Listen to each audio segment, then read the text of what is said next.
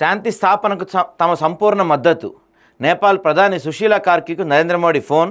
నిరసనల్లో ప్రాణాలు కోల్పోయిన వారికి ప్రధాని మోడీ సంతాపం.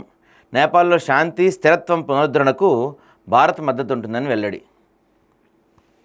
తెలంగాణ విద్యార్థులు బ్రిటన్ స్కాలర్షిప్లు అంటండి.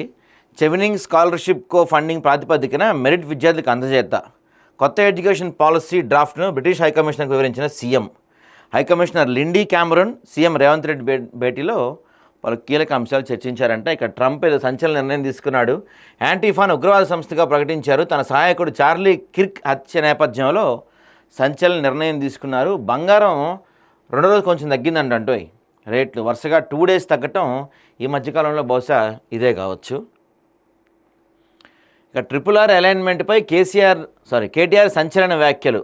అలైన్మెంట్ మారిస్తే మరో లగచర్ల రిపీట్. పేద రైతులకు అన్యాయం చేయొద్దని చెప్తున్నారు కేటీఆర్ గారు. ఇక సాఫ్ట్వేర్ సాయంతో ఓట్ల చోరీ జరుగుతున్నాయి, 100% ఆధారాలు ఉన్నాయంట.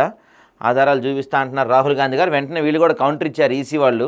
ఆన్లైన్ ద్వారా ఓట్లు తొలగించడం అసాధ్యం. రాహుల్ ఆరోపణలు నిరాధారం అన్న ఈసీ. అబద్ధాల ప్రచారంతో అస్థిరత సృష్టించే యత్నం అని చెప్పి ఈసీ కౌంటర్ ఇస్తుంది. ఇంకా యూరియా వైఫల్యం కేంద్రానిదే, ప్రభుత్వంపై బురద చల్లుతున్న బీఆర్ఎస్ అని చెప్పి సీతక్క గారు చెప్తున్నారు. హైదరాబాద్లో మరోసారి వాన బీభత్సం. 2 గంటలు దంచికొట్టిన వర్షం. నదుల్లా రోడ్లు, భారీగా ట్రాఫిక్ జామ్. లోతట్టు ప్రాంతాల్లో నిలిచిపోయిన వరద నీరు. ఇక జీఎస్టీ సంస్కరణలకు మద్దతు తెలిపిన ఏపీ అసెంబ్లీ.